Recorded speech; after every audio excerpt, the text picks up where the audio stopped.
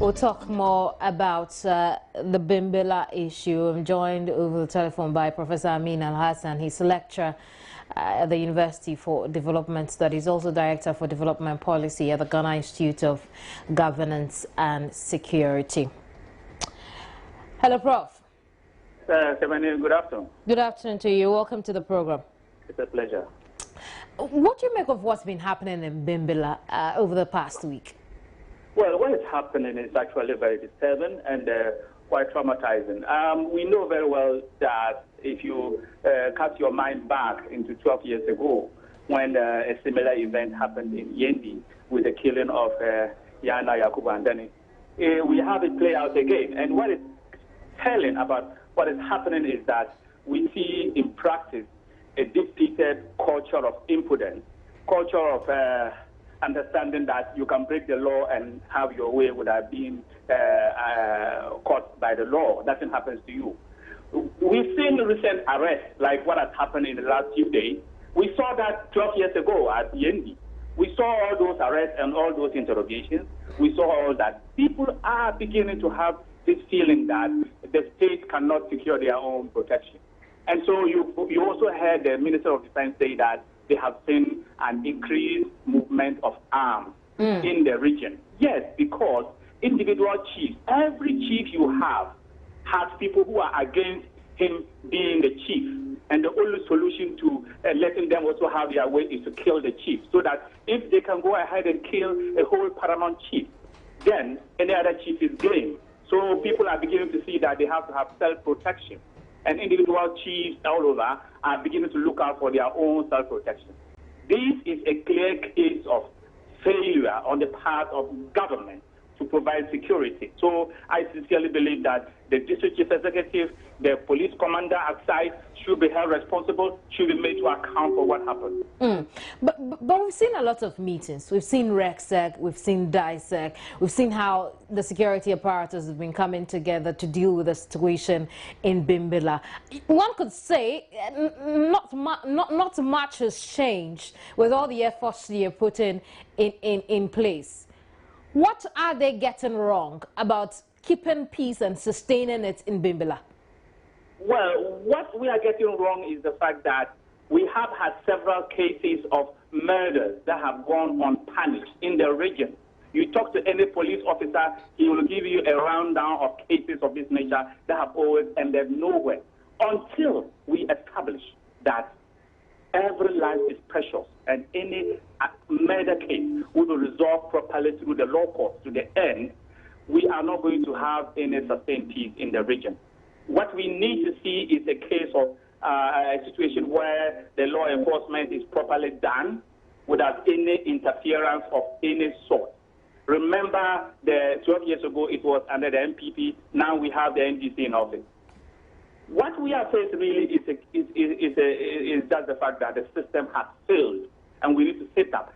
Government needs to make sure that the killers are found, the killers of the previous murders are found and punished. And that sends a message to every other citizen in the northern region that in Ghana is a country of law and order.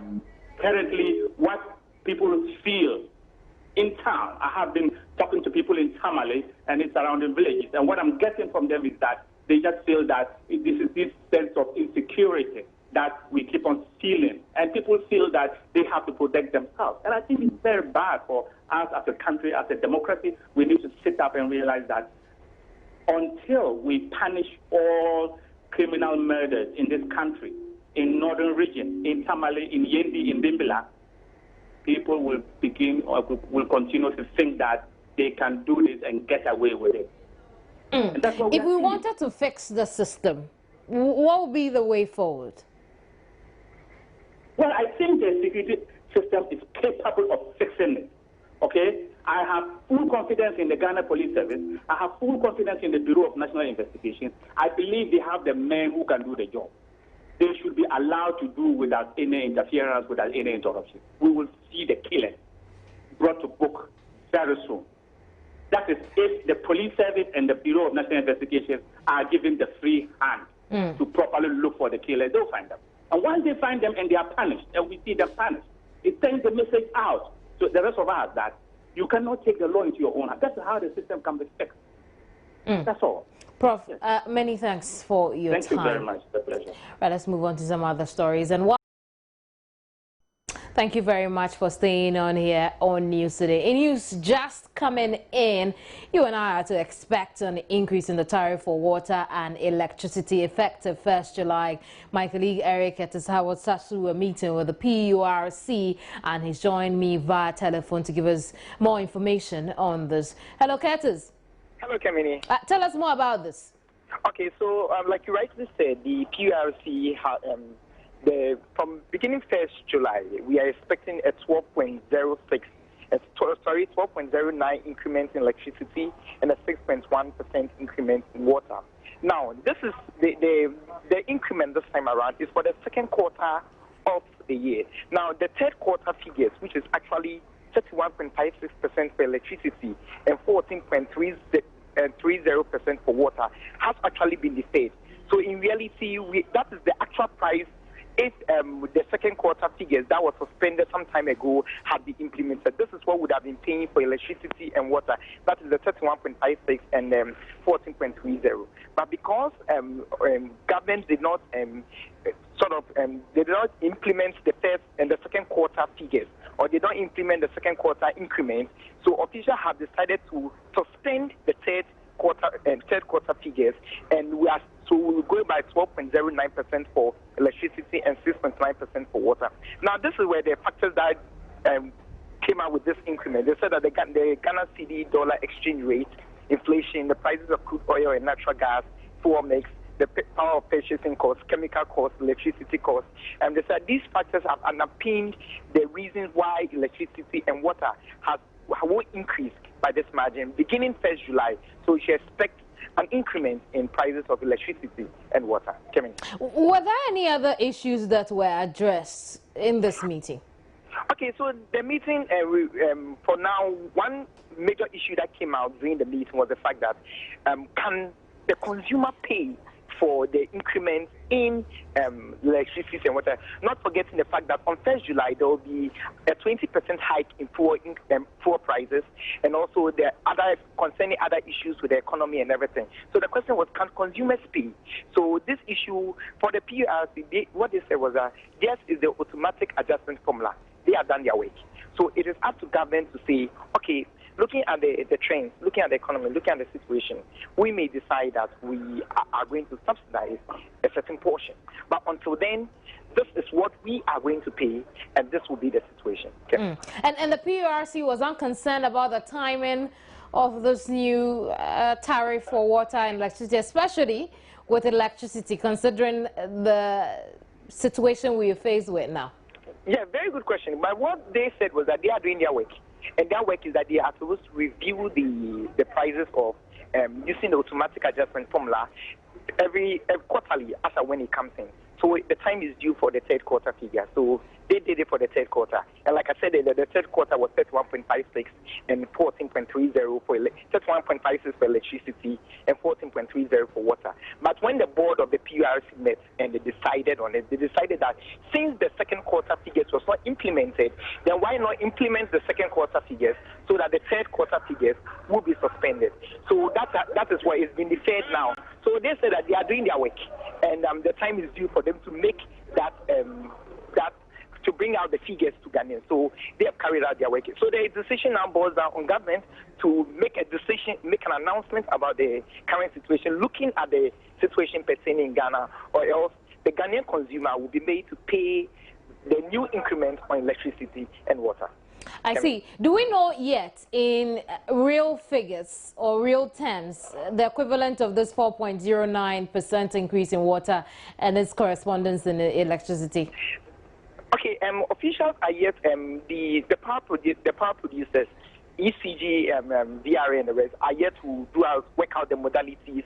Now, the PURC have given them this information, so they will put this percentage increase on their metering system, and they will come out with a new cost. I think if you use 1 unit of electricity, or if you use this amount of electricity, if first you're paying 20 Ghana cedis, you're now going to pay, let's say, 25 Ghana cedis. They are yet to come out with that particular calculations and bring that particular figures to Ghana. But for now, they're giving us a percentage increase. So the power producers and the Ghana Water Company will sit down and do their own adjustments and everything. And latest by tomorrow, we expect that that the figures to come out so that Ghanaians can know how much they'll be paying for the utility services that they've been enjoying. Just before you go, give us the figures again. Okay, for electricity, it's 12.09%, and for water, it's 6.1%. Right, thank you very much for that information, Curtis.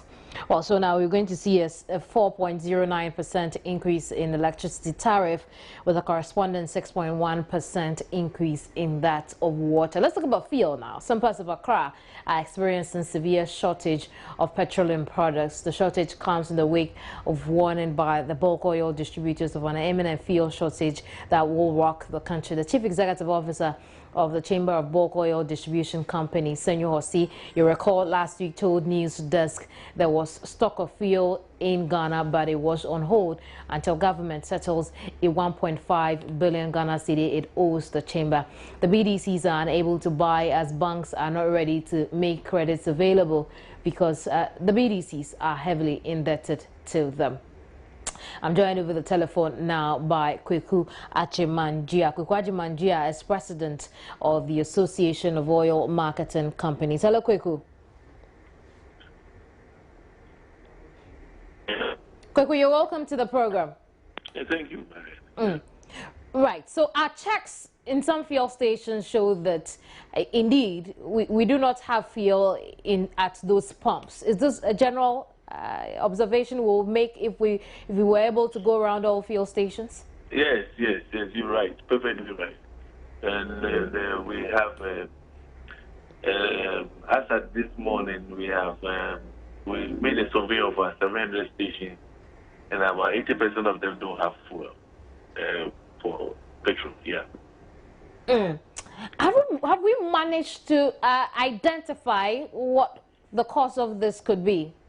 Oh, basically, the primary cause is that our sources of supply, that's the BDCs, have got a financial hold on their stocks and the cargo by the banks. Yeah.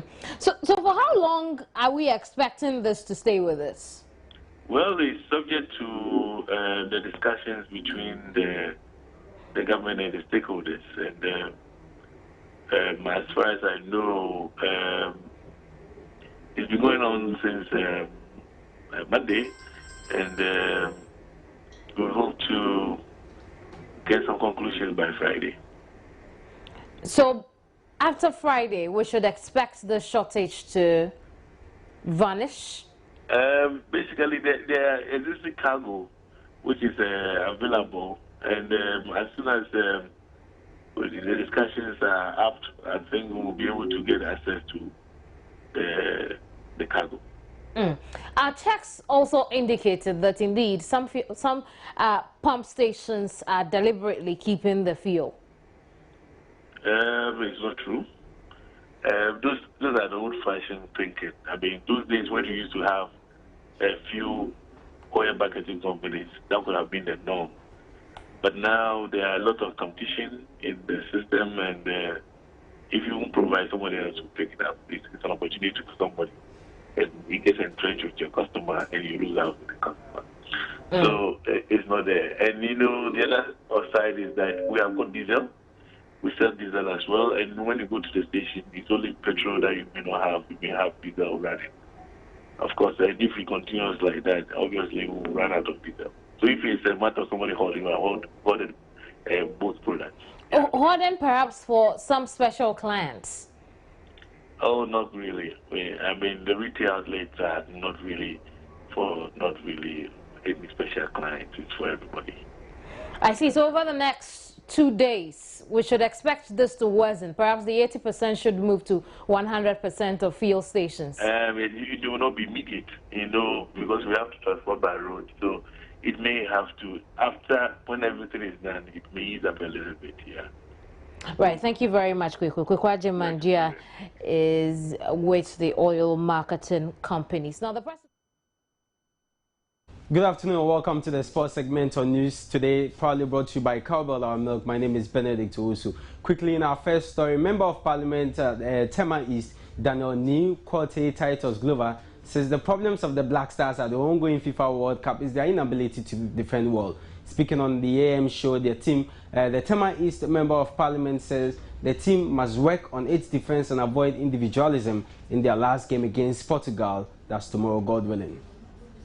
Cannot defend their goals, and they always have the chances and the opportunity to add more goals, but you don't know what is making them not to focus on concentrate on whatever they are doing. So you could see how tight they are, because if they had scored Germany, this match will have been a walking over, because Portugal also wants to set a record. It's a teamwork effort, you know, because even if he had passed and Azerbaijan scores, the credit equally will go to him.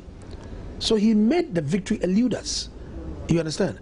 Because his brother has scored, therefore let me also but we have been all footballers before. I have played active soccer in Afionia United, a premiership club in Tema. So it's a teamwork that we are all doing. So I'm sure the coach will have a word with him that this is your last chance. If you're in a position that you cannot score and your colleague is available, just pass it on. All we need is not fine soccer. How we can win. You can be playing all your nice passes and all that, but so long as you don't plant the ball in the net to give us the victory that we want, what I be playing is nothing. You understand? You could possess 60% of the ball. America possessed 40%, yet they were able to beat you in the game. Okay, so we're still building up to that big game tomorrow, God willing, involving the Black Stars and Portugal. Ghana must win the game and pray that the Germans will be able to beat the United States of America. Then possibly will qualify to the next stage of the competition. But still stay with that game. A Kumasi-based prophet, Stephen Adum Chedia, said God has revealed to him that the Black Stars of Ghana will qualify from their difficult Group G to the round of 16.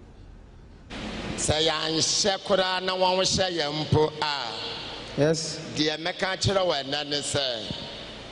Ghana be qualified to the next stage of the tournament. Amen. Me and for Jesus. Me mine and a ball. Yes. And koye my first match. Yes. But notwithstanding, Ghana be qualified to the next stage of the tournament. Amen. Amen. Amen. And mama be mumu. Yes. Mama Kasa, no comment. Take it like that. Yes. More expert to say group stages, no. Dear Macan. So basically what the prophet is saying that no matter what happens, Ghana will qualify. You know, we find ourselves in a tight situation after losing our first game against the USA and drawing against the Germans. We need a win at all costs against the Portuguese, who also need a win to make it to the next stage. And the prophet believes that we will qualify. That's his prophecy, that no matter what happens, Ghana will qualify to the next stage of the competition. Okay, so we hope to see, God willing, tomorrow what will happen. But by way of updates on the team, they arrived in Brasilia, where they'll be playing the game yesterday, and they are expected to train later today. Then, God willing, tomorrow they take on the Portuguese national team. Well, we now stay with the World Cup, and let's come to the Super Eagles of Nigeria, and they will face Argentina in their final Group F clash this afternoon, needing a draw at least to advance to the next stage of the competition. So Nigeria second in group, that's their group, the group that they find themselves with, Argentina, Iran, and they have to win or at least get a draw to make it to the next stage of the competition. Nigeria, actually, that game is one of 4 matches that will be played today. We have Bosnia coming up against Iran, and also Ecuador, France, and there is Honduras and Switzerland. Now to the camp of Uruguay, and definitely if I don't talk about this, then it means it was even better not coming here to do sports, because football's governing body FIFA has opened disciplinary proceedings against Uruguay striker Luis Suarez over an alleged biting incident during the World Cup match against Italy yesterday. The Liverpool forward and the Uruguayan Football Association have until 5 p.m. Brazilian time today to provide evidence. Suarez clashed with the Italian defender Giorgio Chiellini during Tuesday's Group D game, which Uruguay won 1-0. The referee took no action at the time. The maximum ban Suarez could face if FIFA takes retrospective action is 24 matches or 2 years. Suarez told Uruguayan television that these are just things that happen out on the pitch. It was just the two of us inside the area and bumped into me with a shoulder. The Liverpool forward was given a 10-match game ban for biting Chelsea's Branislav Ivanovic's arm during the Premier League match in April 2013. He was also suspended for 7 games for biting PSV Eindhoven's Otmar Bakel's shoulder while playing at Ajax, and he was Ajax captain in 2010. And in December 2011, Suarez was also given an 8-match suspension and fined £40,000 for racially abusing Manchester United Patrice Evra. No doubt Suarez is a very good player, but when it comes to things like this, you just have to be very cautious. I mean, last season playing very well at Liverpool, scoring 31 goals, and going to the World Cup and you do this. Well, definitely FIFA will go into that and we'll get to know the outcome, whether he's going to face a ban or whether they're going to find a way to see the decision that FIFA will take. But World Cup reigning champions Spain have arrived home after their early exit from the competition. The defending champions bowed out of the competition after painful defeats to Holland and Chile in Group B. They ended the tournament with a 3-0 consolation triumph over Australia on Monday in Curitiba. So that's it for sports. By way of updates on the matches that will be played today, we've got 4 games coming up later, 2 at 4 and the other 2 at 8. Is Bosnia, who are up against Iran, and Nigeria will also face Argentina, one of the tournament's favorites. And later tonight we've got Ecuador coming up against France and Honduras playing Switzerland. So that's it for your sports. As always, proudly brought to you by Cowbell, our milk. My name is Benedict Owusu. The news continues. Wrapping it up with some light news for an industry that's still struggling to stabilize itself. The Ghana music scene appears to have won too many kings and queens. Interestingly, the battle for the grand titles continue in spite of the minimal gains being made in the industry. And with so many kings and queens, how long will it take to see egos clash? There is no denying the fact that Ghanaian musicians are working hard to put the industry on a higher plane. But whilst working at that goal, some of the musicians appear to take delight in making themselves seem very important.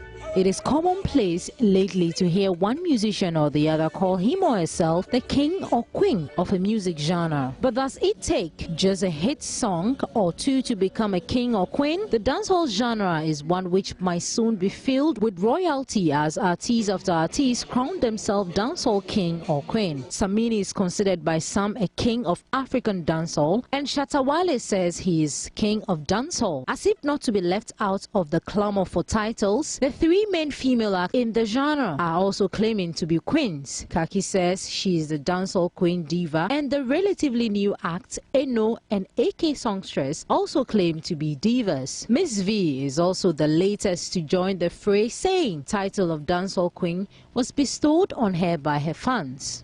So, have their claims furthered the cause of the genre? And is the title what we need to keep the music industry alive? Time will tell.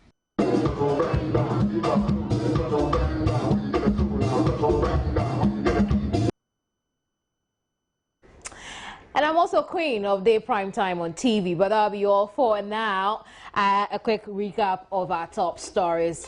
Effective July 1, electricity goes up by 4.09%, while water goes up by 6.1%. Northern Regional Minister Alhaji Mohammed Muniru Limuna confirms to Joy News the remains of the chief of Bimbila Na Dasana Andani and that of his brother will be handed over to the family latest by Thursday morning. It's a wrap for the hour. Many thanks for your company. My name is Kamini Nyamani Amana. Good afternoon.